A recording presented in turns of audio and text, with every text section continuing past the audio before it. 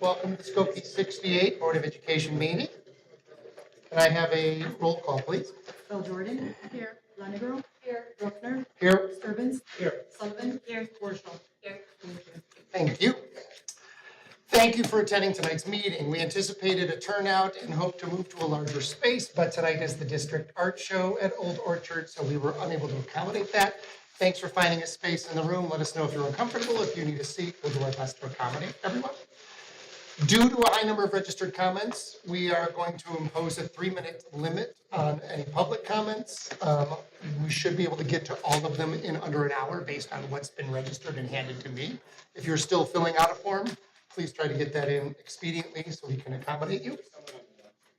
Thank you. Thank you, Ryan. Prior to our public comment, in response to recent community concerns about a video taken of Dr. Noel Sullivan on the campus of her employer, Northwestern University, I've asked her to prepare a brief statement to provide context for the video. This statement has already been shared with concerned citizens who communicated with the board, but as the video was taken on a life of its own, I thought it was imperative to give everyone the opportunity to have a fuller description of the moment. We will commence with public comments after Noel has spoken. Dr. Sullivan. Thank you. I wish to address the very real concerns of the Jewish and District 68 community regarding my actions on April 28, 2024 on Northwestern's campus. A video was released on X showing a close-up of my face while a counter-protester yelled at me. The protester wrote I assaulted him and claimed that I, quote, desire to wipe out 7 million Jews in Israel, end quote. For the record, this person never heard me utter a word that day, and I have never, ever held any desire whatsoever that any Jewish person or any person whatsoever be harmed, an issue to which I will return. In response to this person's post, people who were not there suggested that I had hit or struck this individual. Still others claimed that I was there actively engaging in hate speech. Like many community members, I was horrified by these interpretations of my actions and feel the community deserves a detailed response. Simply put, I did not hit anybody, nor was I engaging in any anti-Semitic hate speech or actions. As a faculty member at Northwestern, my role at the encampment that day was to protect the right to free expression. I did not take sides on this divisive issue that day. Notably, not only has my employer not found cause for reprimand, but members of leadership have actively supported me while I have been subjected to pervasive online and phone harassment. So here are the facts. Student marshals and faculty members saw this person yelling at students protesting while his phone was up in their faces in a physical stance that to us appeared to be invading students' personal space in a manner suggesting a possible threat. We stepped in between him and the students to provide a buffer. My hands never came into contact with this person, nor with his personal property. The student behind me, who is Jewish and from whom you will hear today, and I put our hands in front of his camera lens to try to block the view, but we did not try to touch him or his phone camera. The Jewish student behind me did not wish to be identifiable due to a legitimate fear of doxing. At one point in the video, the person taking the video moved his phone down. I don't know why he moved the phone, which never left his possession. I can only presume he moved it down to evade our hands blocking the view. I cannot account for the muffled banging sounds that are heard in the video. There are 2 of them that are identical. There is a muffled bang sound, then he tells me not to touch him, then there is another bang sound when I'm clearly not touching him at all. If the first sound had been me striking him, and he was telling me not to touch him, where did the second one come from, given at this point in the incident, I'm completely still? I also never said anything to him, although when he was telling me not to touch him, I was trying to say, I'm not touching you, but I gave up because he was yelling so loudly, there was no point. I remained silent and elected to stay there and let him yell at me to protect the Jewish student behind me. This person left of his own accord, completely unharmed. I did not act in any kind of violent way toward this person. Indeed, members of the board have already received multiple corroborating witness accounts attesting that I did not hit this person. During public comments, you will hear testimonials from a sample of those witness accounts. Despite what some have claimed online or presumed, at no point on April 28th at the Deering Meadow encampment did I chant, protest, or carry any signs whatsoever. Wider context, I believe, is important. On April 28th, I had no intention of going to Deering Meadow. I was out getting groceries with my spouse. I got a text from other faculty asking for assistance from anyone available to help at Deering Meadow because counter-protesters had arrived and, I was told, were actively pushing into the student line and attempting to forcibly remove tents. The text I got suggested the counter-protesters were members of the public rather than Northwestern-affiliated individuals. I didn't know whether that was true, but it was alarming enough that I felt immediately compelled to drop my grocery shopping to go to the meadow. When I arrived at Deering Meadow at around 11:30 a.m., I saw a large chain of student protesters chanting arm in arm around the tent encampment, and a contingent of approximately 100 counter-protesters engaging in legitimate peaceful demonstrations, peacefully expressing their support for Israel on the east side of the meadow. However, a small number of counter-protesters were actively approaching students who were linked arm in arm. A student marshal requested that I join other marshals, faculty members, and Northwestern police officers in front of the student line to try to maintain distance between the student line and around a dozen advancing counter-protesters. The police officers were acting as a barrier between approaching counter-protesters and protesting Northwestern students. Officers stood with hands out, moving their bodies to intercept counter-protesters. I adopted the same stance and movements, moving my body in a submissive stance with my arms outstretched from north to south, parallel to the student line, as counter-protesters tried to approach the students walking from east to west. Of the approximately dozen people among the counter-protesters attempting to approach the students, most were between the ages of 30 and 70, and few appeared to me to be Northwestern affiliated.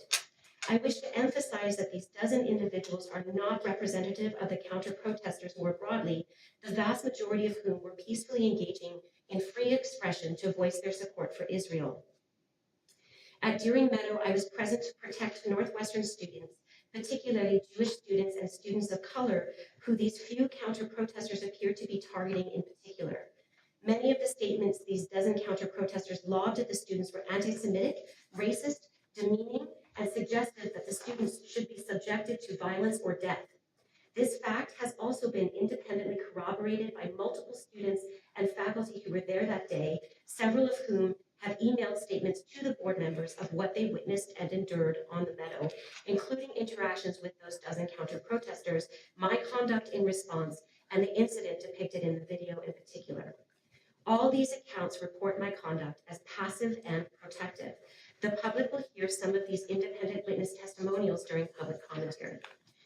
Existing footage by WGN News shows my actions to de-escalate the possibility of violence for both Northwestern students and counter-protesters.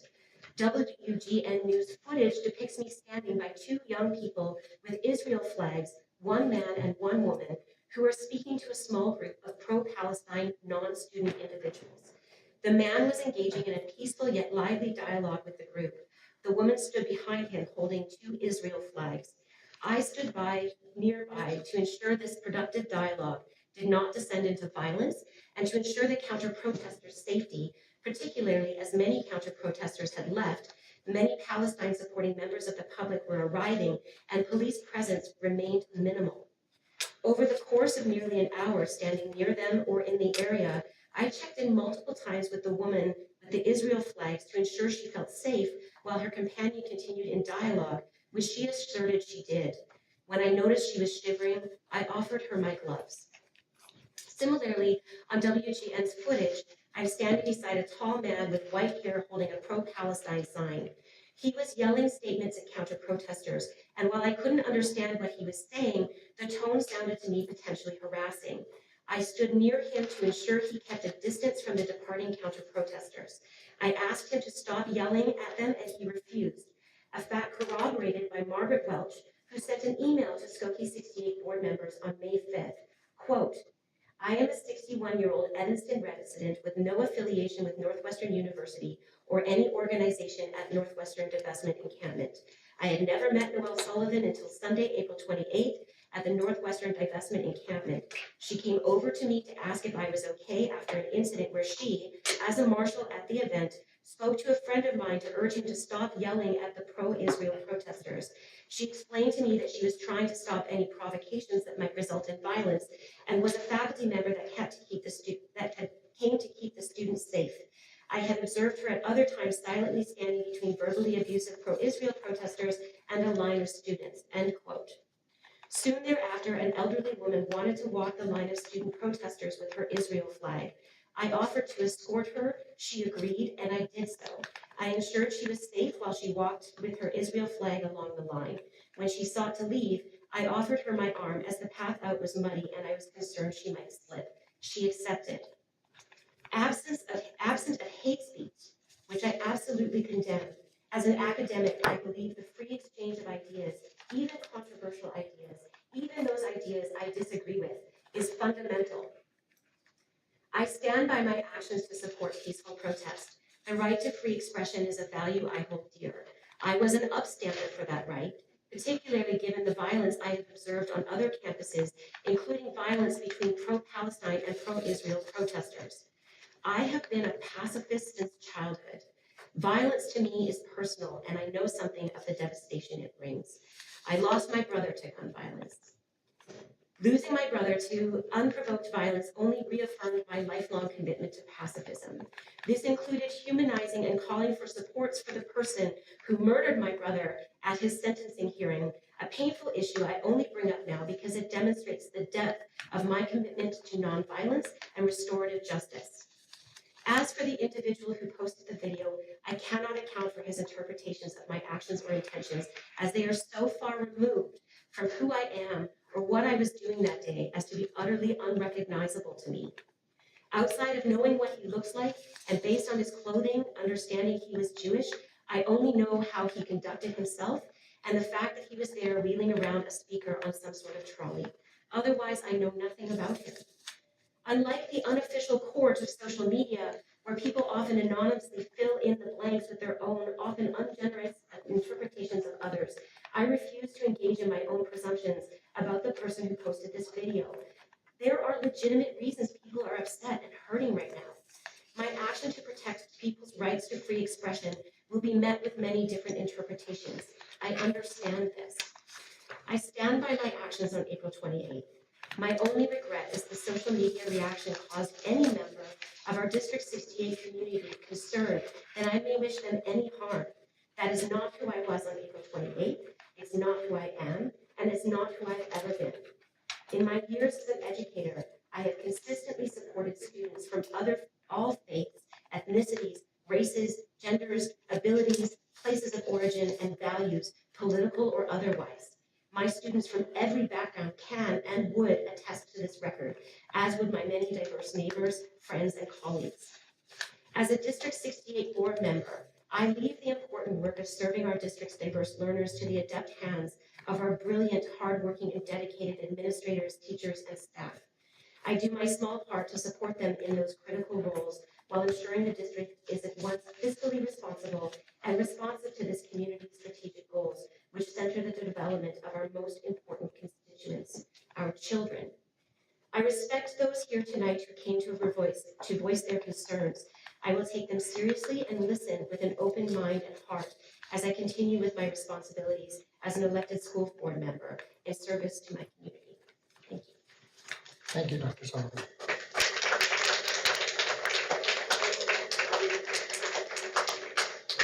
All right, we will now proceed to public comment. Please remember, this is not a dialogue between you and the board. If you have a specific issue which requires response, the superintendent or appropriate person will get back to you.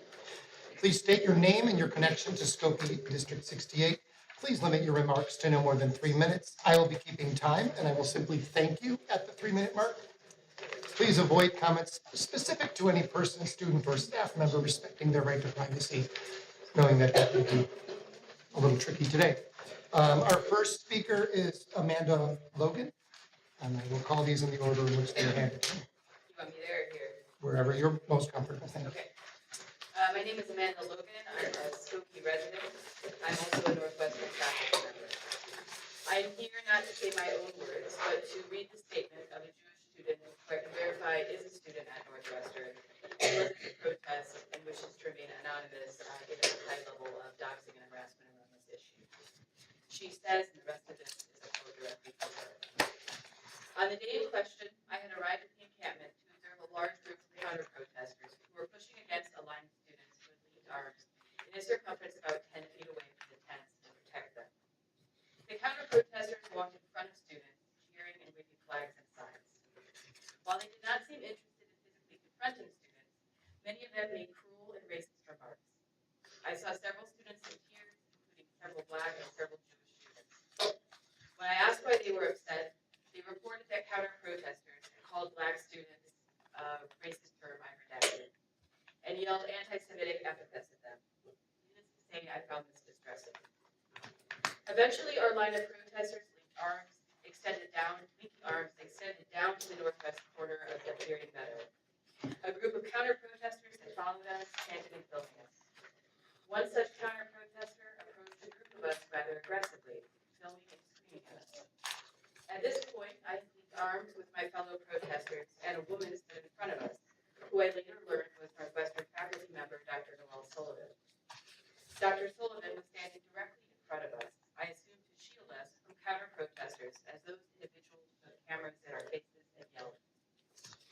The counter-protester who was yelling and filming us started screaming, "What do you think should happen to the 7 million Jews in Israel? Should they all just die?" Per my recollection.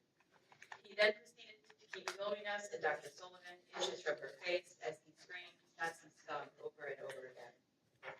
As a Jewish Northwestern student whose relatives survived and were killed in the Holocaust, this was very upsetting to me.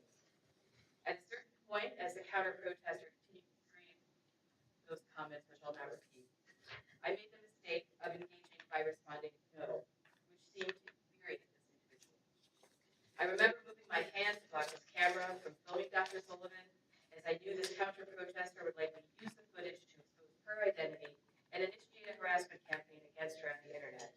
This campaign of harassment and doxing is now well underway. Neither my hand nor Dr. Sullivan's made contact with this individual. When I raised my hand to block his camera, I did so with trepidation, knowing that this counter-protester was currently screaming inches from Dr. Sullivan's face. She may have also raised her hand to block his phone from filming, inadvertently touching the side of his phone in the process, but to claim that any protester touched this individual is false. The counter-protester initiated this confrontation with peacefully protesting students and faculty on university property. Thank you, Amanda. We'll move on to William Leonard. Right?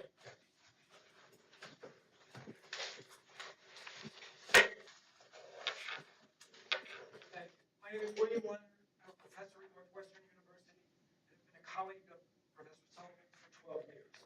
I'm going to read a statement submitted by Isabel Butera, an undergraduate student who was part of the encampment at Northwestern. On Sunday, April 28th, about 100 Zionist counter-protesters showed up at our campus.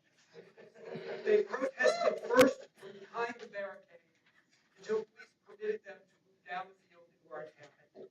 They began to destroy our tents and yell at us.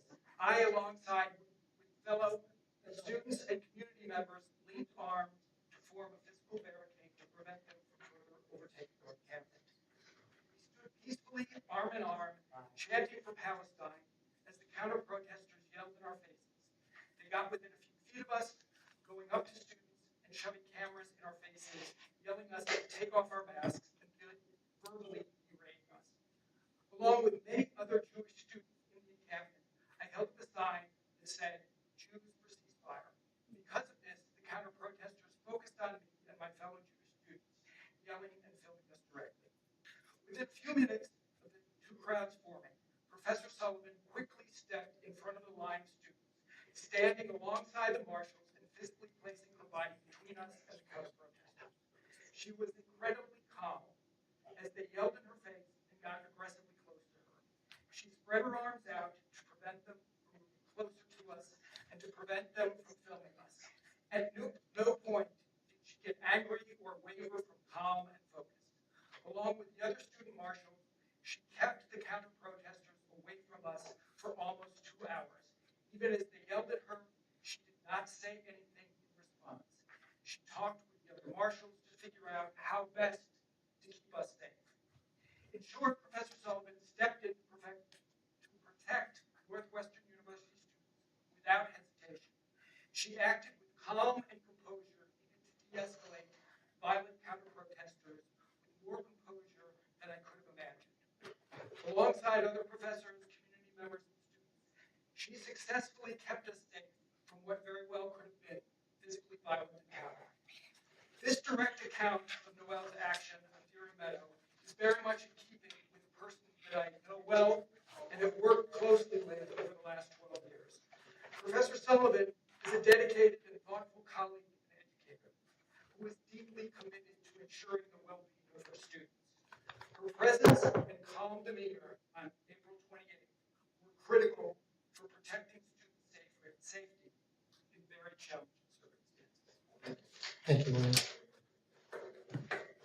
In the spirit of saving your cell phone batteries, we are being recorded. This is all broadcast on YouTube, and you're able to access that video after the fact, so you're aware. Nick Francis is next.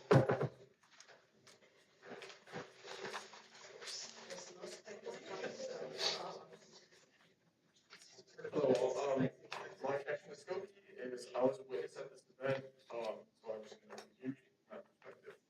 I'm a student at Northwestern, and I was present at the encampment before and during the time when the incident in question occurred.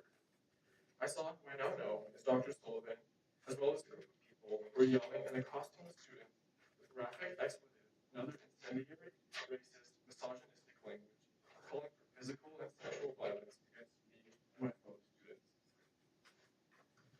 From my view, Dr. Sullivan placed herself in between the students and outcropping of demonstrators, the ones she mentioned in her statement earlier tonight, and refused to engage verbally or physically with those who were demonstrating in her vicinity. Her posture was defensive and clearly oriented to completely avoiding all forms of contact with demonstrators when possible, and no form of physical engagement during the incident occurred, to my knowledge, as someone who had a continuous sideline the whole time. I unequivocally affirm that at no point did she voluntarily make contact with any demonstrating individual during the incident in question, an incident to which I was privy directly. Thank you. Next public comment is Peter Luck.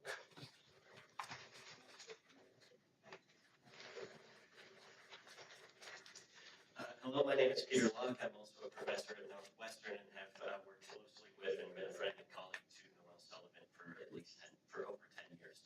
I will also be reading a statement on behalf of a student who was present for these events. My name is Maya Goldberg, and I am a Jewish student at Northwestern University. I am writing in regard to Noelle Sullivan and a video that has been widely circulating of an interaction with a counter-protester at Northwestern's encampment on Sunday, April 28th. From the hours of around 11 a.m. to 1 p.m. on that date, the Northwestern University encampment was met with around 100 to 150 counter-protesters. I arrived at the encampment at around 11:30 a.m. and joined an arm-length line of students who protected the encampment as the counter-protesters came towards us. I held a sign that said "Jews for Ceasefire" and was comforted to see dozens of other Jewish students in the line with similar signs. As soon as I joined the line, however, I was swarmed with counter-protesters.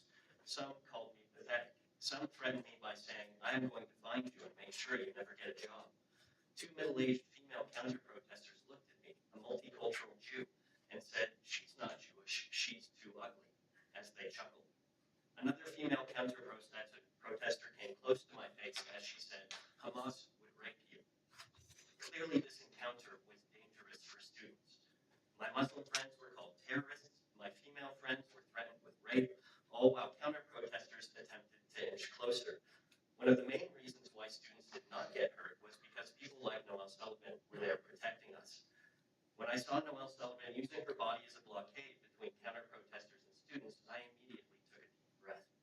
By simply standing between students and counter-protesters, Noelle Sullivan took peaceful and nonviolent action to protect the bodies and minds of everyone involved. She stood silently with her arms out, forming a blockade so that the students, many not even out of their teenage years, would not be verbally or physically assaulted by adult counter-protesters.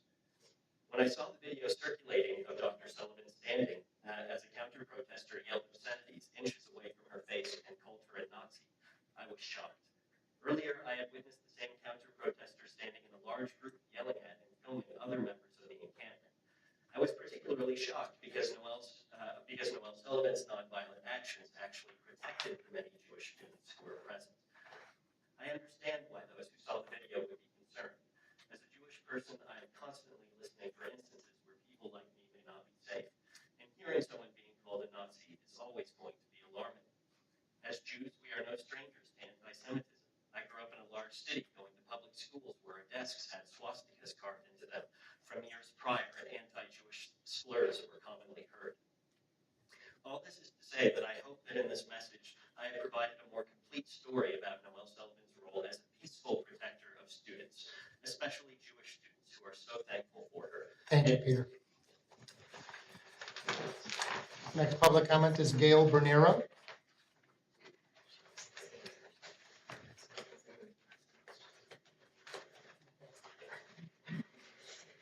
Thank you. I don't have a prepared statement, but I just wanted to say that I was a retiree in District 68. We were my family for 25 years, and I love you guys, and I love our district, and I think that there is no place for hate in our district. We have so many different cultures that we represent that we shouldn't have any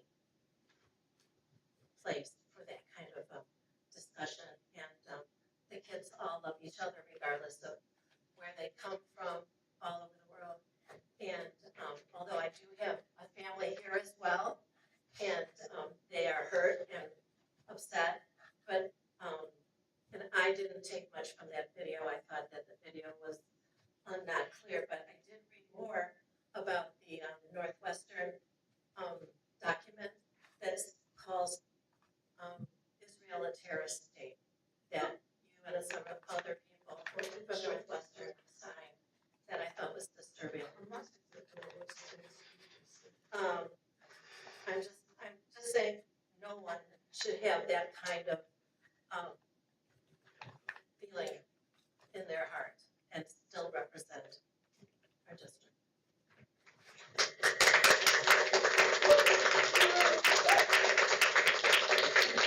Our next comment is from Sasha Goodframe.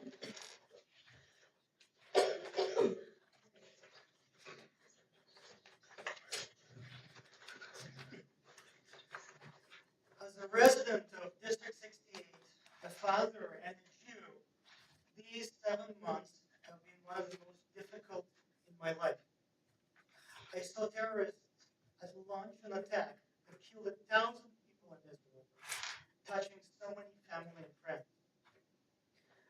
But here in the US and in our community, thousands of people I considered to be good neighbors came out as racist and bigots. Here in Skokie, people tore up lawn signs asking to free the hostages. In local public schools, students and teachers organized events in support of Palestine, never distancing themselves from the terrorists. Local colleges held rallies with slogans such as "Free Palestine from the river to the sea," that is, asking for Jews to be massacred. So when I heard about the incident involving Professor Sullivan, I was not surprised. As a parent and a district resident, I'm here to ask for a simple thing: to uphold the law. The law requires that schools ensure the students' safety, regardless of whether they are Jewish, Muslim, Black, or white. The law bans discrimination, regardless of who is being discriminated against.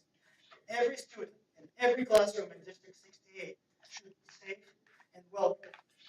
No teacher or staff member has the right, in my view, to physically block students, as happened in Northwestern. No teacher or staff member may facilitate or participate in events that single out Jewish students or is linked to terrorism. To the student who was affected, he's in the room, and to the people in this room, Jewish, Christian, allies, I want to say this: we must unite. We must support each other against this wave of hate. In the next week, I'll be filing with the district a Freedom of Information Act request.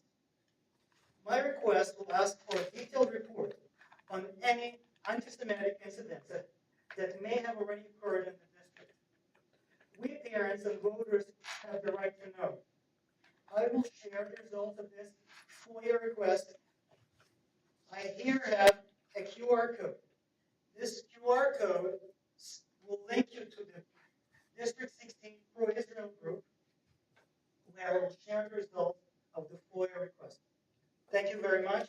I'm Israel Lai.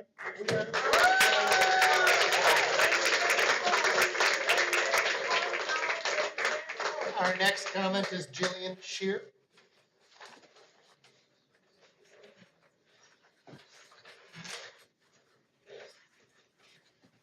Ladies and gentlemen of Skokie 68 Board, Skokie community members, and allies.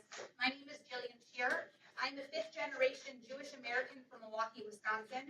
My ancestors fled Eastern Europe during the pogroms of the 1800s to find safety and religious freedom here in America. My husband, on the other hand, is a grandchild of Polish Holocaust survivors, and his father was born in Sweden in a DP camp. I'm the parent of 4 children, 2 of whom are currently at Devonshire Elementary School, a daughter in 3rd grade and a daughter in 1st grade, and my son will be starting the ECC in fall. On October 31st of this past year, my 3rd grade daughter was told by a classmate that they could no longer be friends due to her being Jewish and because they didn't like her country. I'm American, so what country was she speaking about? It was clearly Israel. Since October 7th, the ADL has reported that there has been nearly a 400% rise in anti-Semitism. We are part of that percentage. This brings me to why I'm speaking up today. To make it known that all students should feel safe and represented by their elected leadership. Noelle Sullivan has posted and reshared 14 tweets on X since October 7th in favor of the Free Palestine movement. With one tweet she shared using all of the hip lingo we as Jews continually shout as being anti-Semitic. Words such as apartheid, genocide, and occupation. Not once has she posted about the brutal events that occurred in Israel on October 7th that has left 132 hostages still in Gaza, some alive and some dead. If Noelle openly shares these thoughts on social media, what could she be sharing privately? As taxpayers, parents, and all-around concerned citizens, we are here, raising our voices to express our concerns about Noelle Sullivan staying on the Skokie 68 School Board. We believe her presence on the school board will perpetuate more concerns that may arise with faculty, students, and our greater community. We are uncomfortable with our tax money supporting someone who does not fully represent our entire community in a manner that is in everyone's best interest.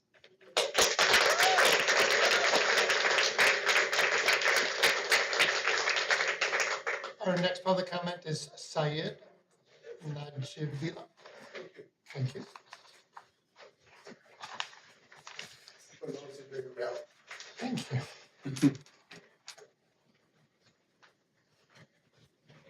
Thank you, board members. Appreciate you giving me the opportunity. My name is Syed Najibullah.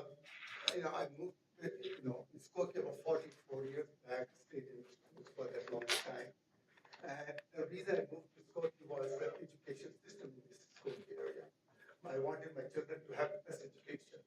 And you people have done that, God's grace. We appreciate your help, all the work you've been doing here, and I heard Professor Sullivan's, talk, and I believe every word of what she has said, and the testimonies that came from the Northwestern professors, I tested that, I have full faith in them. I don't think they're trying to put any covering on any of those things. I appreciate that, and I want the board to focus on the education. That's what the education, you're doing a great job. Please focus on that education, and you're all very educated people, learned people, you know the rules and laws of this country, and hopefully you will make the right decision that will help the community as well as the education system in this country. Thank you so much. I appreciate it. Thank you. Our next comment is from Joshua Fleckner. Hi, everybody. I'm a Jewish student at Northwestern. I was present at the encampment at the time of these film incidents involving Noelle, and I just just want to say that if pro-Palestinian speech makes you uncomfortable, feel free to take it up with me. I'm a little bit confused at how this warrants such an attack on somebody who I didn't even perceive her as being on my side or a Zionist side of the encampment. I mean, from my view, it looked as though she was just trying to keep the peace and de-escalate. And I vouch for all the other student statements which have been made, all the other Jewish student statements which were read by professors. I know those students personally. I know that they potentially feared being filmed, being threatened about losing their jobs, threatened about losing their student status. And so that's why sometimes people speak anonymity. But I would say that those students are valid, and Noel was really just working to promote student safety in general in these incidents.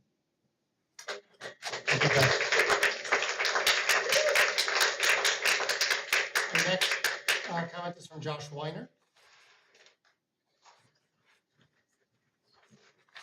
I'd ask the board for just a brief bit of extra time as I'm reading a statement from Ben Dim. Commence, and we'll see. Thank you. It's not very long, just 30 seconds longer. My name is Josh Weiner. I'm a co-founder and board member at the Chicago Jewish Alliance and the Chief Marketing and Development Officer at the Jewish Institute for Liberal Values. Along with those organizations, I'm here to represent Benjamin Dim. For the past few weeks, my organizations have been working with Ben and other students at DePaul University to protect their ability to safely study and earn their degrees without fear for retribution due to their identity and their political beliefs. Benjamin could not come today because he has been traumatized not only by the incident with Dr. Sullivan, but also by countless incidents on his own campus, including calls for our people's genocide, other disgusting threats as a direct or indirect result of their encampment. As such, he wrote something he would have intended to say, of which I have a bridge for you all here today. My name is Benjamin Jonah Dim. I come from a family of Holocaust survivors on my father's side. May his memory be a blessing. I think about Benjamin every day and try to honor his name and legacy. On April 29, 24, my friends at Northwestern called me to come support them. We danced, played music, and showed that we will not be afraid because we have been through this before, a period in time when the dehumanization of Jews became acceptable enough for us to face near extinction. The people in the encampment tried to intimidate us, many of them wearing masks. As is a trend across the country, a significant number of these pro-Hamas protesters were not students. Not only were there many outside agitators affiliated with terrorist groups like PFLP, but there are also Northwestern faculty in that encampment. They chanted in inference to the destruction of Israel. As I was walking back to my car with my kippah and tzitzit, wearing nothing related to Israel, I was yelled at by a student. How many kids did you kill today? When I went to call out the students' anti-Semitism and calls for 7 million Jews to simply just evaporate, which is the only solution that they implied for this conflict, Noel Sullivan came to shove me and tried to hit my phone out of my hands. I have never been so traumatized in my life after this battery that I faced. I was unable to eat, sleep, and have been having nightmares ever since. I no longer go to class in person. I no longer feel safe as a Jew, knowing people like Noel are brainwashing our youth and actively attacking visibly Jewish students. I wish I could be with everyone who is standing against this vile anti-Semite today, but the trauma is too much for me. It's too much to even press charges, too much that I have had to have more therapy sessions than ever. The trauma is too much. Noel Sullivan, I hope that you receive this message. I hope that you learn from your mistakes and educate yourself on anti-Semitism, the Holocaust, and the story of the Jewish people. Considering that you are representing the Skokie School Board, where hundreds of Holocaust survivors have lived, you have no right to be representing and infiltrating our precious community. Thank you to everyone for coming out today, and I ask that you keep me and the Jewish people in your prayers. These are dark times for us. Ben Dim. I have a brief thing to say after that. It's just a short. At the Jewish Institute for Liberal Values, we specifically work to educate school boards, superintendents, administrators, and faculty on the connection between critical theory and anti-Semitism. Critical theory, which is often taught through the lens of DEI, via critical social justice or critical race theory, is the cause of the virulent anti-Semitism from the left that we see today, but also of disdain for American values, Western values, and the very idea of achievement through the virtues of character and merit. I encourage the school board to reach out to my organization about training in this contemporary form of anti-Semitism, and for the people of Skokie to hold Noelle accountable for her actions. Thank you. Thank you, Jeff.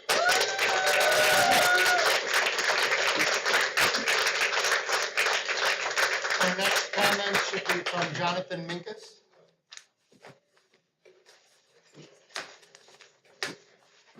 Hello, my name is Jonathan Minkus. I come at this appearance tonight with somewhat of a unique perspective. I was an elected school board member in 2019 for 2 terms, so I'm not at all unmindful of what it means to be a school board member and the responsibilities placed upon us. The other unique feature of my appearance tonight is that I've lived in District 68 for 57 years, and my wife and I chose to raise our family here, not move away like everybody else did, because we love and cherish the diversity of this community. The diversity of this community, which is symbolized by respect for one another, love for one another, and what I would say very clearly from your actions, what your comments on X have made very clear, is that you don't respect that diversity in this community. As I look at the video, and we're all here because we've seen that video, what disturbs me the most, Ms. Sullivan, is not whether you did or did not push that gentleman. And we all saw it. So from my perspective, you clearly pushed his phone, if not pushed him. What disturbed me was that smile on your face, that grin on your face, that never came off your face that entire time. As if you were mocking him, as if you didn't have the slightest sensitivity to his pain. That will be remembered by the voters, and it should be remembered by the voters of this community. This board isn't going to vote you out. They don't have the power to do that. But the people in this room, the people in this community do have the power, and I hope that they will join me in the next election in voting you out of office.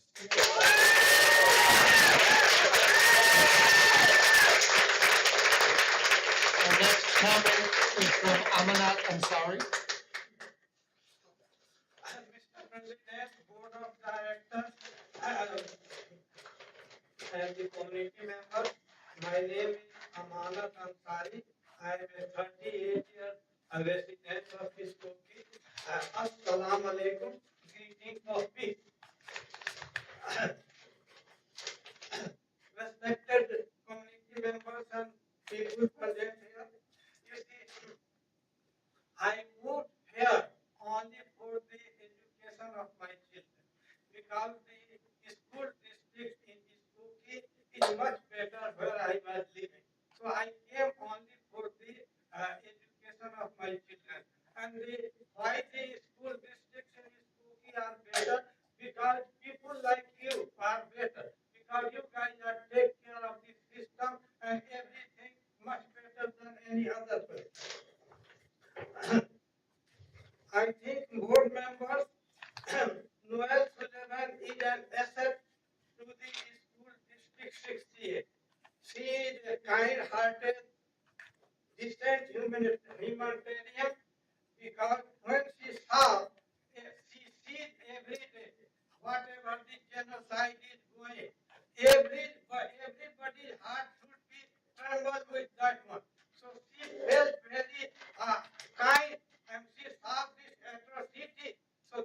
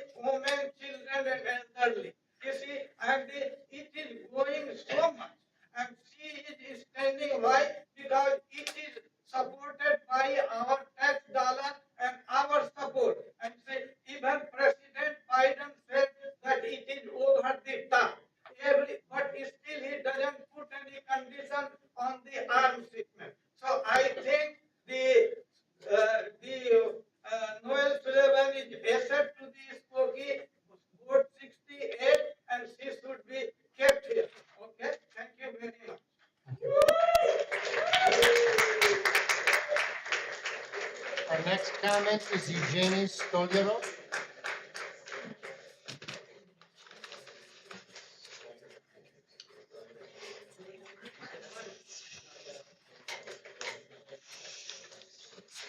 Is Eugenie with us? I don't think. Eugenie? Eugenie? Oh, yeah. Evgeny, sorry. I have 3 minutes, right? Thank you. I'm so sorry.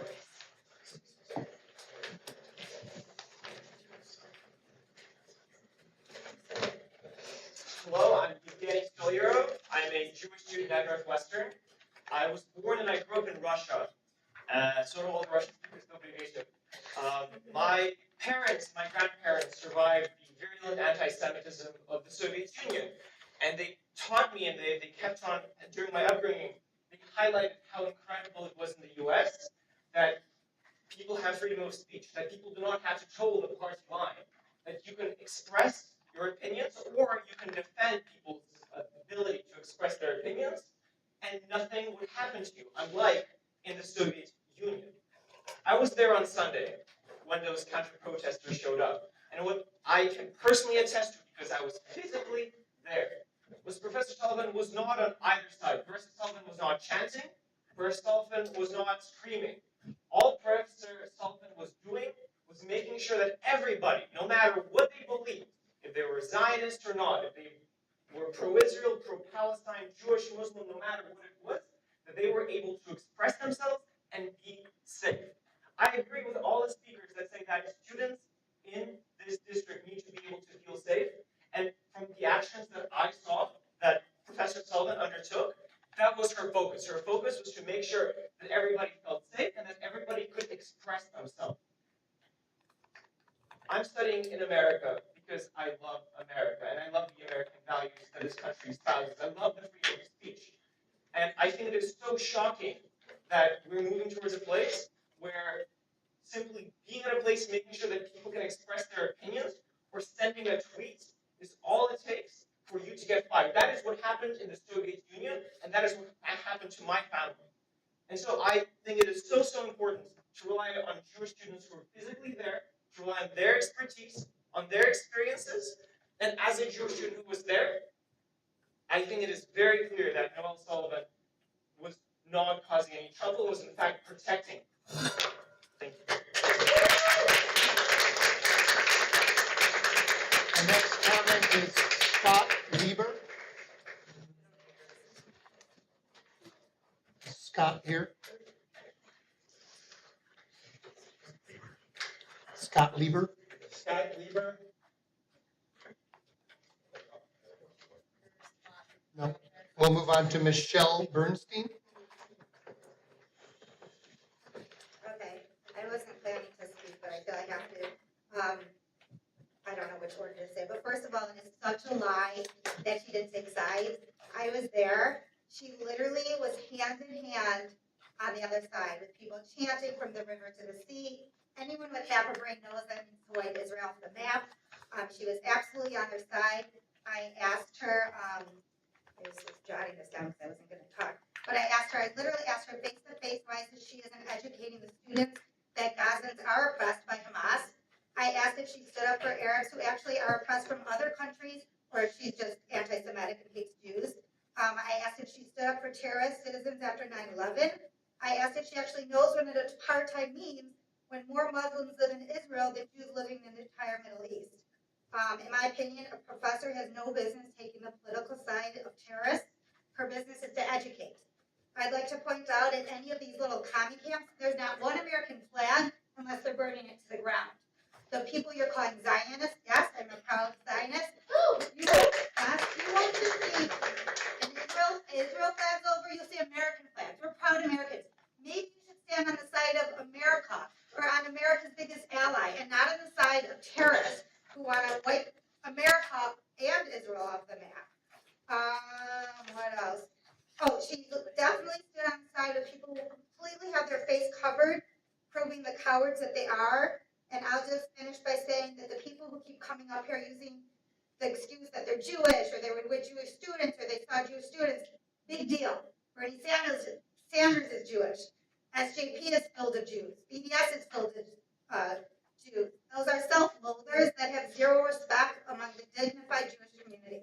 So she absolutely has no business, even if she didn't go to that camp that day, her tweets are appalling and reprehensible and has no place to be teaching in an American university. That's it.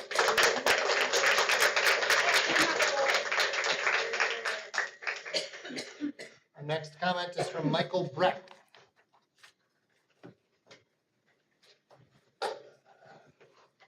All right, thank you, board, for giving me the opportunity. I just want to read what was released by the board on Monday, October 9th, 2023. I believe it was a holiday. I'm sure most of you are aware of the shocking attacks in Israel that have claimed many lives and it results in the taking of an unknown number of hostages. I know that our community grieves for the victims and prays for the safe return of hostages to their families. I also know that for many in our schools and community, this will be an especially difficult week, as our students fear for family members and friends and are fearful of what comes next.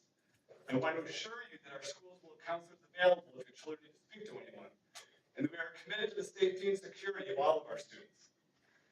I've always felt that our community is a special place to live, learn, and grow as a human being, and that we are all richer for experiencing each other's differences.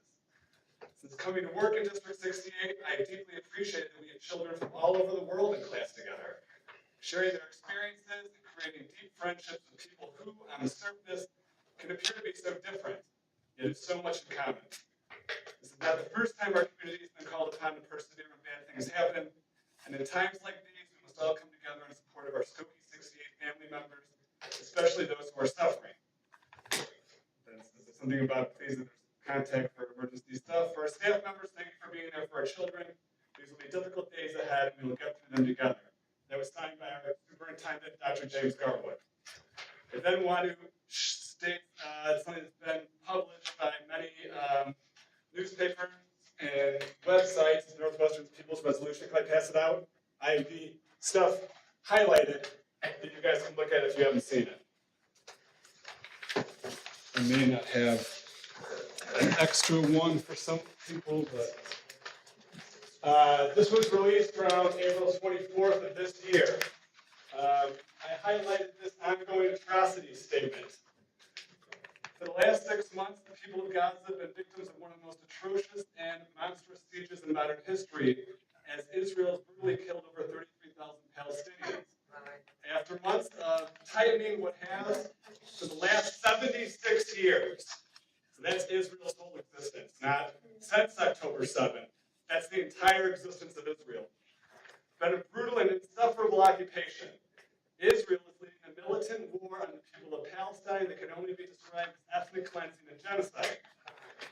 Despite the immense loss of life and all that sustains it, U.S. diplomatic, military, and top academic institutions have chosen to stand firmly on the side of terror. Northwestern is no exception. If you flip the page, you will see the signatory, number 9, Sullivan, Global Health Studies. So all I have to say is, if we have the expectations for a safe environment, Mr. Superintendent, that you set on October 9th, I think we should hold everyone who is involved in this district to the same standard. Thank you, Michael.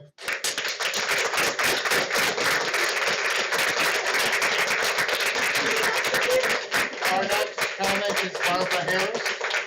Barbara Harris.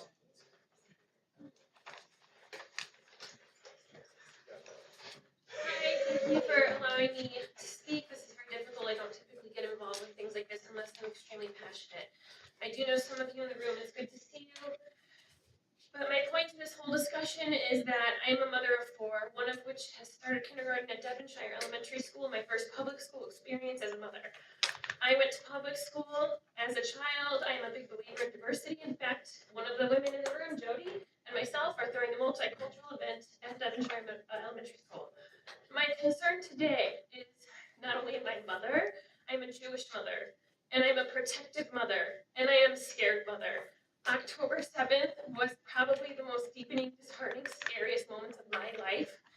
And on October 8th, my husband shared with me he was frightened to take his child to school. He was worried other students would bully her because she was Jewish.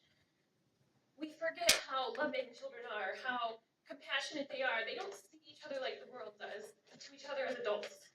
My concern today, I want my child to go to a safe school. I want my child to be accepted for who she is and love others for who they are. My concerns today, to be on a board, to represent my child, you need to be biased to non-biased, show no bias in whatsoever in any form. Your Twitter has showed that you show bias, that Dr. Sullivan, I'm sorry, I'm mentioning you. Your Twitter shows that you feel a certain way, which we all should have our own views and you're entitled. But to be representing my child, you should not show bias in either side. To be on a board, you should hide your expression that you feel inside and show that you love everyone. Sending tweets out, or supporting tweets out, I'm sorry, that support one side versus the other does not make me feel comfortable sending my child to a school that is represented by someone who could do that. I would say at this point, after seeing that video, I have lost a lot of trust in you on the board. I understand you were there from what others have said to protect others, but where we're law enforcement, you are not law enforcement. You need to take a step back and see how others view you on both sides. Thank you.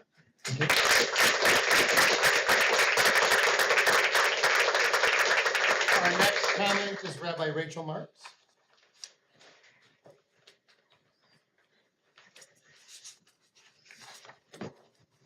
Is the rabbi in attendance? She's up there. Are the people hearing? Rachel Mark. She's coming. Thank you.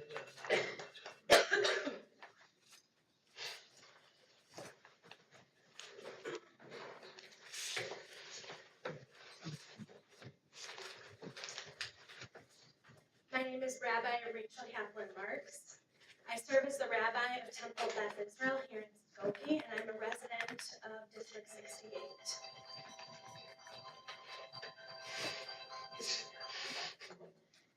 Oftentimes, deep misunderstandings and even hurt and pain come from the space between intent and impact. I want to talk about the impact of the speech and actions of these peaceful encampments, like the one at Northwestern University. When students, or as it were, some faculty members and community members at large chant from the river to the sea, their intent might be a call for Palestinian self-determination.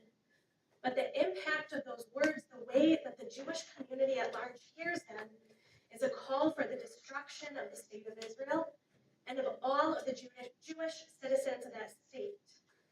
We Jews hear it as a call for the brutal massacre, for continuation of the brutal massacre that occurred on October 7th.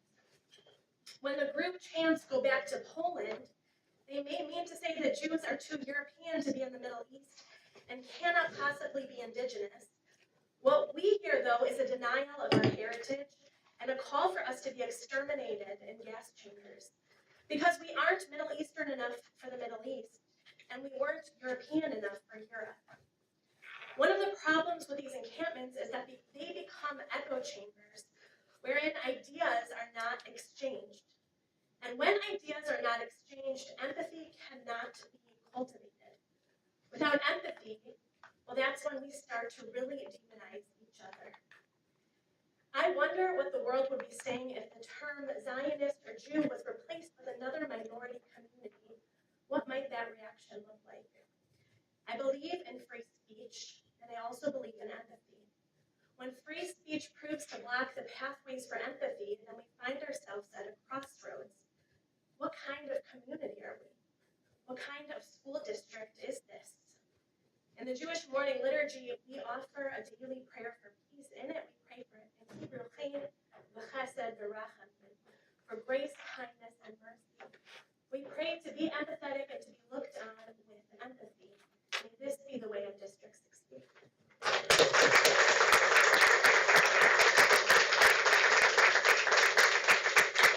Our next commenter is Stephen Levin.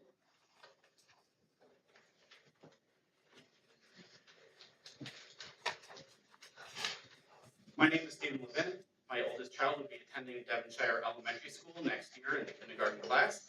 And I'm a resident of Skokie, a member of the Jewish community, and hold a deep commitment to our community's values of diversity and inclusion.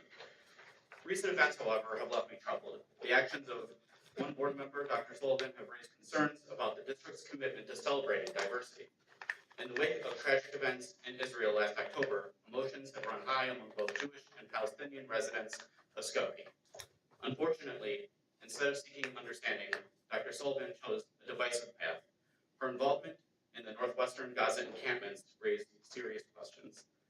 While Dr. Sullivan portrayed the encampments on her Twitter account as peaceful demonstrations for Gaza, she failed to acknowledge the anti-Semitism that marked these protests, which involved harassing and bullying Jewish students who supported Israel. Instead, Dr. Sullivan tweeted about how Jews were welcome in the encampments, but did not mention that they were only accepted if they endorsed the encampment position of divesting and isolating the only Jewish state from the rest of the world, a view that most members of the Jewish community see as fringe and overwhelmingly reject. Moreover, Dr. Sullivan's other social media activity, liking divisive posts, targeting Israel on Twitter, and attempting to alienate those who support Israel's existence, raises further concerns. Should someone with such views be a leader in our district? Will Jewish students feel accepted for who they are? Will they be allowed to talk about their connection to Israel during cultural celebrations? Or will they only be accepted if they align with the agenda to divest and isolate Israel from the rest of the world? I urge the board to reflect on the impact of these actions. Do we prioritize inclusivity or do we condone divisive behaviors from our leaders? What message does it send to Jewish students? I implore you to take these concerns seriously.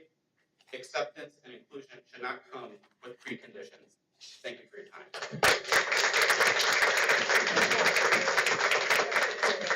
Our final comment will be from Shoshana Cooper.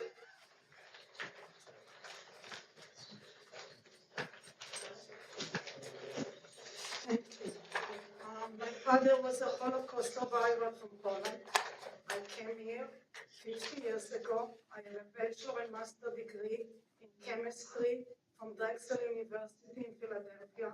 I worked in biochemistry department as a research supervisor of the biochemistry lab. For 41 years, I got along with everyone. In my opinion, what's happened, I'm like almost 50 years in this country. I came back in 74.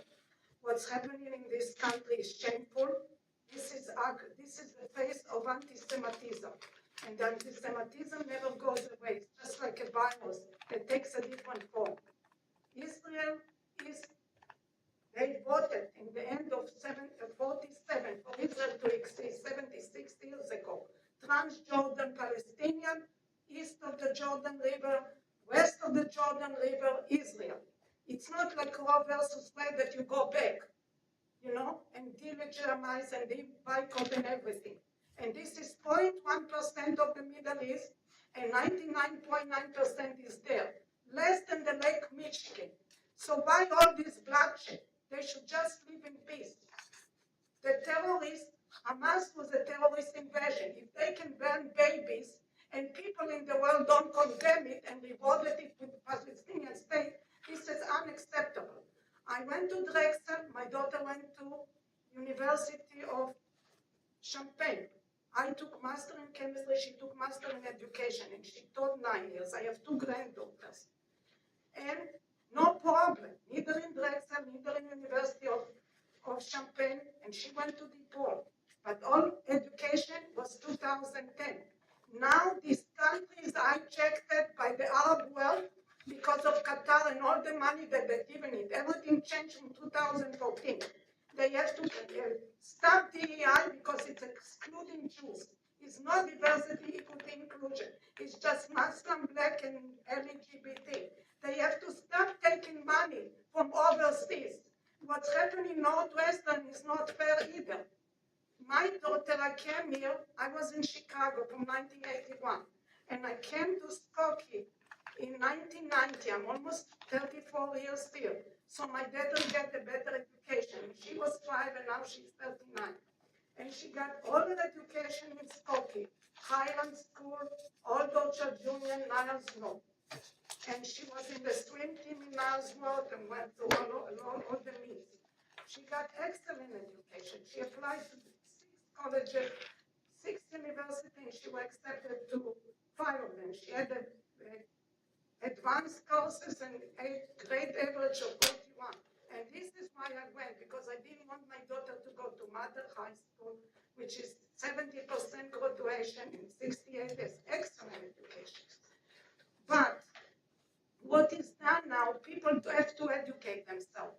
Like on the video when Whoopi Goldman, she says that Holocaust has nothing to do with race. It has to do with race. Maybe you don't start from this kind of point and you go back and you educate yourself. The Bible said, this is the land of the Jewish people. We were there 3,500 years ago. Thank you, The Shoshana. International Court of Justice in 1922, a Jewish state. It was Ottoman 400 years, then British, then Jewish. Okay. And what they're doing, I will say two more sentences. If Hamas leave Gaza, they can go to Egypt, they can go to Turkey. If they give back the hostages, the war will be over. We will now move on to our superintendent's report. I'm sorry, we are finished with public comments. We have gotten through all of the registered I'm comments. sorry, I wasn't going to speak, but I would like to inform of something that happened in Skokie in 1977. I'm the nurse. There's a couple of us my age, the rest of you are a little bit younger, and I think it's very important. They don't know. I bet you don't even know. Am I allowed to speak? No, we do need to move on with our meeting. I apologize. I'm sorry. I also want to speak on the terrorists I found on campus in my investigative journalism reporting that. You need to have filed, I'm sorry, I said at the beginning of the meeting, we would get through all of the people who registered. Thank you very much for your I public want to say comments. one more thing. We need to move on. We appreciate, we've given everyone who registered the same amount of time. To take 5 Palestinian students and give them education and charge them. We're going to take a 5-minute recess so that the principal can prepare her report. They go to school to study. Thank We you. pay a lot of money for study, not to pay for this.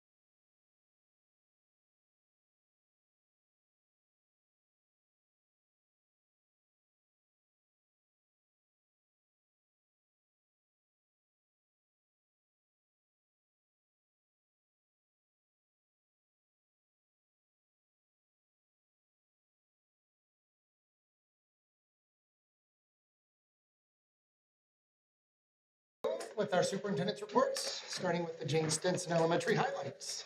Thank you. Thank you for providing your time to highlight Stinson at today's meeting. So I was thinking back to all the board meetings that I've presented at, and I've talked about all sorts of topics ranging from the labor master schedule to MTSS to the social studies curriculum. But tonight's presentation is extra special to me because to me it's about the heart of the school. So the heart of our school is the feeling of connectedness. So staff connectedness, student connectedness, and family connectedness. This feeling contributes deeply to our positive culture and climate at Stinson. This year, we have focused on continuing to build that connectedness, student to student through our Classroom Buddies program, and family to school by increasing parent engagement opportunities. So in the past, we've invited our parents to be chaperones on field trips or attend evening music concerts, but in the end, we realized this didn't have a lasting impact on our students and our families. So this year, we added more opportunities for families to connect with not only their children, but Stinson as a whole. We've had Classroom Buddies in place for a few years, but we've looked to develop those peer connections and add more of an academic connection.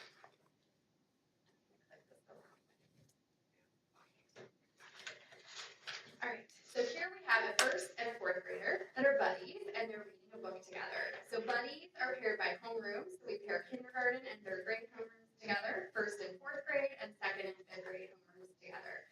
Buddies participate in activities such as making crafts together, reading to each other, reading their own writing to each other, and playing games. This year, our kindergartners attended the third grade cultural fair, where third graders shared information about their culture prior to their families attending, so it's like a little dress rehearsal. Our first graders met with their fourth grade buddies to also do a dress rehearsal of their published writing pieces before they read it to their own families. Here we have a mom and her daughter at the first grade publishing party for their narrative nonfiction pieces. Family, including siblings at Stinson, attended the first grade writing publishing party. At the end of the party, families enjoyed refreshments and a first grade art fair in the cafeteria.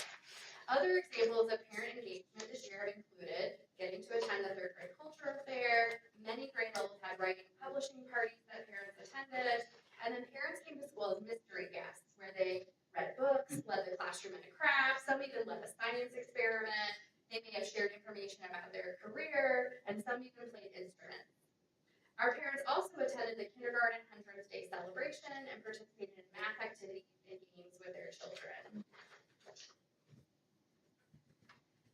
So there's a few quotes up there from various people, but really adding these meaningful opportunities to build connectedness has had a positive impact at Stinson. Through these opportunities, people have felt valued and connected to the school more so than ever before.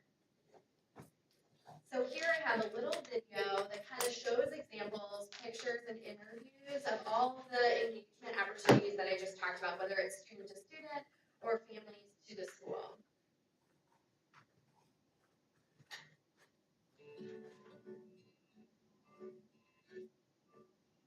So we have our fifth graders and second graders here. Can you guys tell me, what has it been like to be partnered up for the year for Classroom Buddies? Helping Awesome. Okay. So I don't think I remember when I was in second grade, she kind of reminds me of little, it's And how about our second graders? How do you guys like it? I like it because the big ones have them at the back.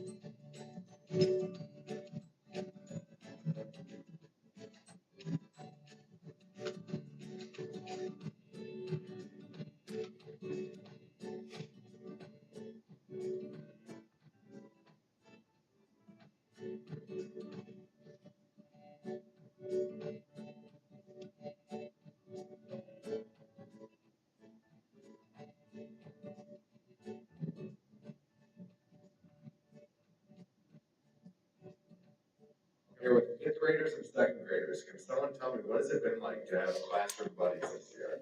Yeah, go ahead. It's been really good. Yeah, what did you like about it? Like that. You like that you have a buddy? Yeah. What were you saying earlier? Kind. Yeah, your buddy's kind. I love it. How about the fifth graders? I think it's really fun to hang out with second graders since in second grade don't have fifth grade buddies. Oh, awesome. So you had fifth grade buddies when you were in second grade? Honestly, I think great opportunity to like be with someone younger and try to make more friends. Like even if they're younger. Yeah, normally you wouldn't like necessarily. I would pass like being able to I mean maybe I would be able to fifth grade, but I would pass like Very cool. Thanks, guys.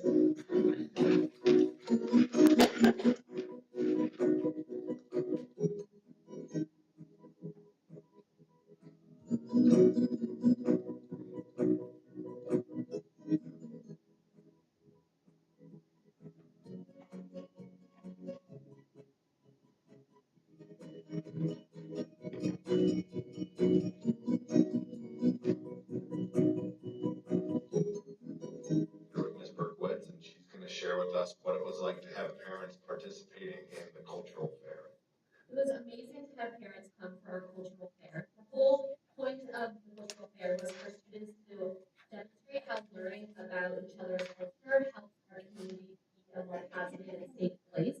So being able to invite families in for them to see not only what their child was working on, but all of the diversity and different cultures that we have in our school really made the students have an authentic audience for the goal of the cultural fair. They actually got to share all the different cultures and different beliefs and values and things that are important to them with not only their families but other families.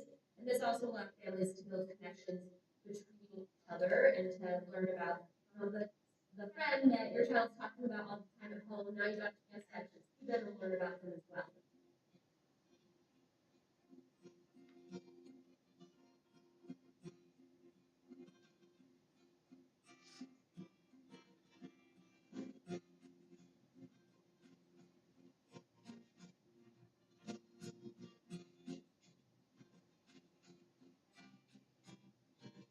We're asking families how they like this kind of parental involvement. Like traditionally, we've done more field trips or things like that, but having welcoming families to school for this publishing party. Yeah, I love it. I think it's great to be able to come for like small increments. I'm sure parents during the day, and just come to like participate in parts of classwork. Because we're so excited, talking about this all week, just to have the parents come in for an hour.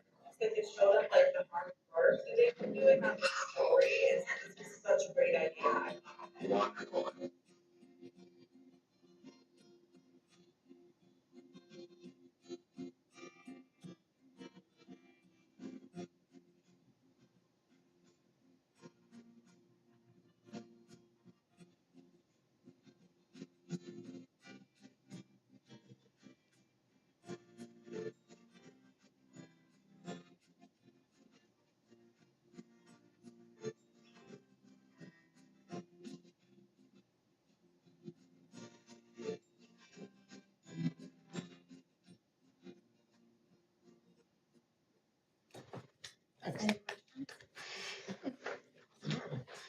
Thank you very much. Thank you.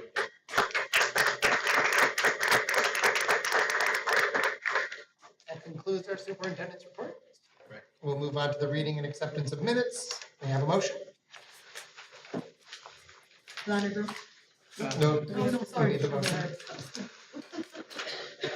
a motion to approve the minutes from April 18th Board of Ed regular meeting and May 11th, 2024 Board of Ed closed session. Second. Lonergan. Yes. Ruffner. Yes. Sullivan. Yes. Sullivan. Yes. Worsfold. Jordan. Yes. Thank you. The consent agenda is our next item of business. Does any member wish to remove any item for separate consideration? Then may I have a motion? I motion to approve the consent agenda as presented, which includes the personnel report, Authorizing leave of absence of administrative staff, leave of absence, change of status, and resignation of licensed staff, hire, change of status, and resignation of classified staff, financial reports, pay orders, and expenditures, and second readings of Board of Education policies 2.260, 2.270, 4.165, 5.10, and 5.20. Western, Yes. Surban, Yes. Sullivan, Yes. Marshall, Yes. Jordan, yes, Longoria, Yes. Thank you. We move to our reports and discussion items, starting with the NTDSC report. Mr. Sturbitz? Yeah, usually I get to follow Noel and give dry reports, and this one I get to give the good one. I got to go to the meeting in May, and it was, as usual, really informative, really just heartwarming. They had two of their teachers who worked with their deaf and hard hearing population give a presentation, and I learned a lot more about the partnership that they developed with Luri and the outpatient clinic that they have here in Skokie, now down by Walmart and all that down in Dewey. Serves about 35 students. They have 4 audiologists on site at Luri. They will also come and do equipment fixes for students at Malloy. It is much more convenient for families in our community to have those resources available. I really was blown away. They can do unexpected repairs, they can adjust hearing aids, they can do cochlear impact, I'm sorry. Thank you, implant. I have a typo and then my brain froze. Mapping, and they provide equipment. I got to sample a non-surgical bone conduction hearing aid, which is where they put the device up to the bone in your skull, and then you can hear, and it's crazy. But it was just really informative as far as what they're able to now do because of this partnership, and how it's just continuing to serve our students and the students that are from other districts that are there. Also talked about a bill I've talked about for some of the EdRed reports, the equalization bill for outplacement of special education students. It has passed the Senate. It looks positive that it would pass the House, and that would be a big financial benefit for students who are in our community who require private placement or require Malloy placement. It would really be a boon. They also talked about Teacher Appreciation Week, went really well. They are doing well with hiring for the year ahead. Very brief update on finances, and overall, it was just a very nice meeting. Thank you very much.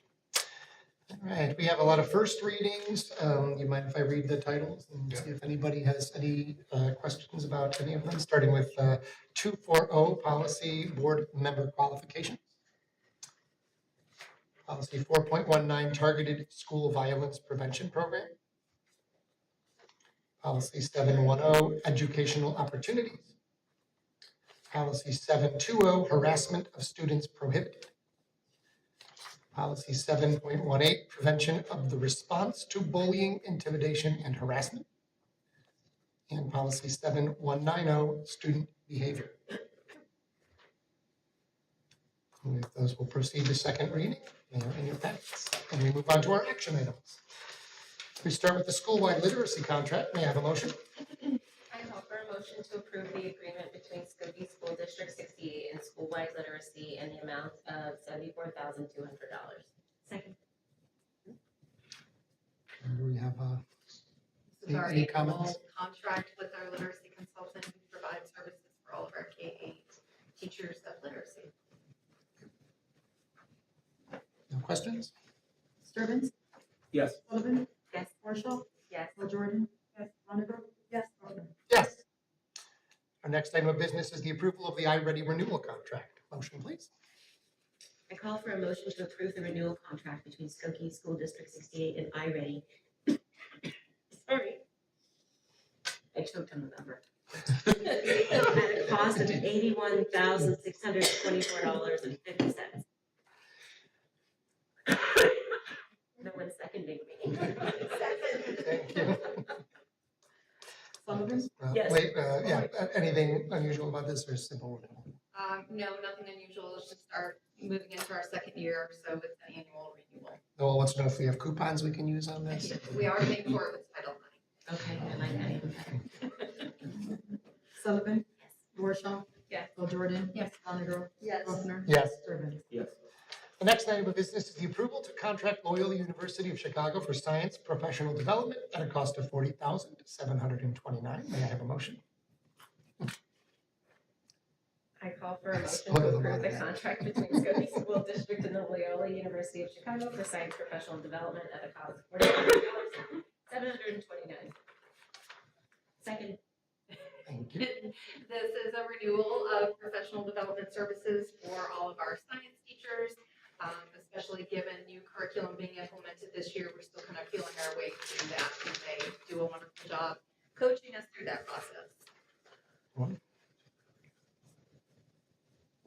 Warshaw? Yes. Jordan? Yes. Bonner? Yes. Rechner? Yes. Sturman? Yes. Sullivan? Yes. Next item of business is the approval to contract Metro Chicago Mathematics Initiative at a cost of $54,808. May I have a motion? I call for a motion to approve the contract between the Skokie School District 68 and the Metro Chicago Mathematics Initiative at a cost of $54,808. Second.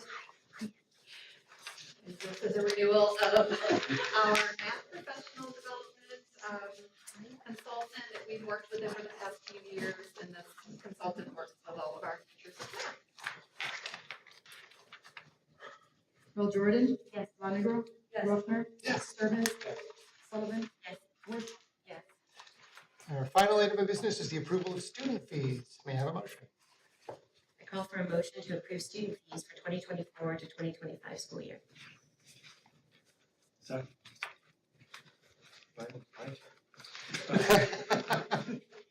We're maintaining school fees comparatively from this year. It's been similar, kind of maintained over the last few years. I will point out my annual, we still continue to charge $0 for all after-school activities and activity routes for all of our students at every grade level, whereas other schools in the township charge up to almost $200 for some of their sports activities. Being part of the band, we still maintain 0 for any extra activities. So. Excellent. Bonner? Yes. Rechner? Yes. Yes. Sullivan? Yes. Warshaw? Yes. Jordan? Yes. The next item of business is the approval of Maida Hyatt to fill the vacancy on the Board of Education. May I have a motion? Call for a motion to approve the appointment of Maida Hyatt to fill the vacant board seat left by Jenny Joseph's resignation until the next regularly held board election in April of 2025. Second. Jordan? Yes.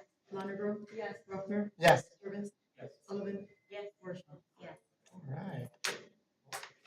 Maida's here.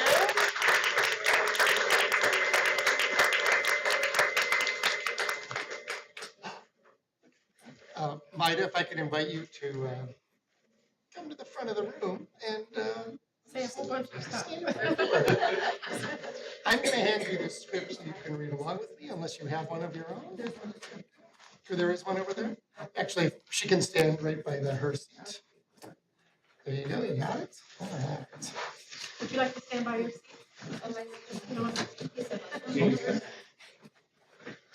So repeat after me, and please stand. Actually, we both get to stand for this.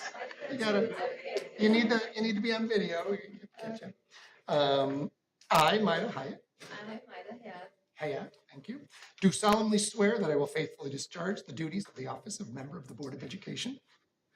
Do solemnly swear that I will faithfully discharge the duties of the office of member of Board of Education Of Skokie School District 68 in accordance with the Constitution of the United States, the Constitution of the State of Illinois, and the laws of the State of Illinois to the best of my ability. of Skokie 68, District 68, in accordance with the Constitution of the United States and the Constitution of the State of Illinois and the laws of the State of Illinois to the best of my ability. I further swear that I shall respect taxpayer interests by serving as a faithful protector of the school district's assets. I further swear that I shall respect taxpayer interests by serving as a faithful protector of the school district's assets. I shall encourage and respect the free expression of opinion by my fellow board members and others who seek a hearing before the board while respecting the privacy of students and employees. I shall encourage and respect the free expression of opinion by my fellow board members and others who seek a hearing before the board while respecting the privacy of students and employees. I shall recognize that a board member has no legal authority as an individual and that decisions can be made only by a majority vote at a public board meeting. I shall recognize that a board member has no legal authority as an individual and that decisions can be made only by a majority vote at a public board meeting. And I shall abide by majority decisions of the board while retaining the right to seek changes in such decisions through ethical and constructive channels. And I shall abide by majority decisions of the board while retaining the right to seek changes in such decisions through ethical and constructive channels. As part of the Board of Education, I shall accept the responsibility for my role in the equitable and quality education of every student in the school district. As a part of the Board of Education, I shall accept the responsibility of my role in the equitable and quality education of every student in the school district. I shall foster with the board extensive participation of the community, formulate goals, define outcomes, and set the course for Skokie School District 68. I shall foster with the board extensive participation of the community, formulate goals, define outcomes, and set the course for Skokie School District 68. I shall assist in establishing a structure and an environment designed to ensure all students have the opportunity to attain their maximum potential through a sound organizational framework. I shall assist in establishing a structure and an environment designed to ensure all students have the opportunity to attain their maximum potential through a sound organizational framework. I shall strive to ensure a continuous assessment of student achievement and all conditions affecting the education of our children in compliance with state law. I shall strive to ensure a continuous assessment of student achievement in all conditions affecting the education of our children in compliance with the state law. I shall serve as education's key advocate on behalf of students and our community schools to advance the vision for Skokie School District 68. I shall serve as education's key advocate on behalf of students and our community schools to advance the vision for Skokie School District 68. And I shall strive to work together with the district superintendent to lead the school district toward fulfilling the vision the board has created, fostering excellence for every student in the areas of academic skills, knowledge, citizenship, and personal development. And I shall strive to work together with the district superintendent to lead the school district toward fulfilling the vision the board has created, fostering excellence for every student in the areas of academic skills, knowledge, citizenship, and personal development. You may be seated. Please welcome.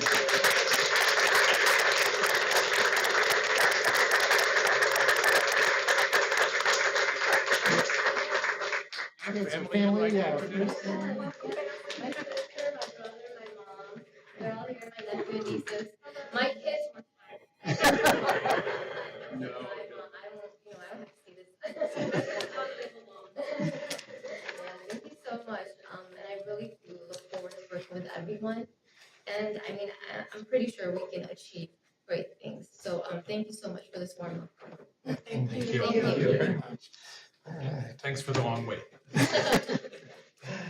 We'll move quickly through the rest of the agenda. First, with our Freedom of Information requests, there was one request and a response for information under the Freedom of Information Act during the period of April 11th through May 9th. On April 7th, the district received a commercial request from Sherry Reed from Data Acquisition Specialist requesting purchase order and vendor information. The response was sent on May 2nd. The next item of business is entering a closed session of the board. May I have a motion? I call for a motion to enter closed session to discuss the appointment, employment, compensation, discipline, performance, or dismissal of specific employees of the public body or legal counsel for the public body, including hearing testimony on a complaint lodged against an employee of the public body or against legal counsel for the public body to determine its validity. Paul Jordan? Yes. Lonero? Yes. Ruffner? Yes. Evans? Yes. Sullivan? Yes. Warshaw? Yes. One more. Oh, hi, yeah. Forgot about you already.